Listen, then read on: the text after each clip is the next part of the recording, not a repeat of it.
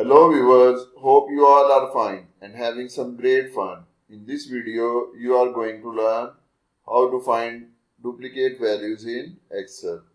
So, here is some sample data taken by me. So, first of all, you have to select all the data and then you have to go into conditional formatting.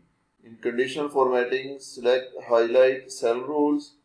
And here you can see in the right in bottom duplicate values.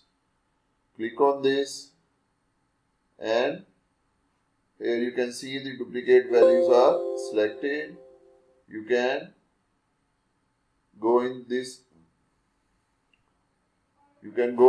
drill down and here are different options available such as yellow fill with dark yellow text, green fill with dark green text, light red fill or red text.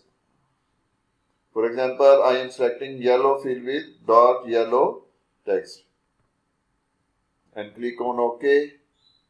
And now you can see all the values which are duplicate are highlighted. So this is how you can find duplicate values in Excel. In the end, please like and share this video and subscribe our channel. Thank you.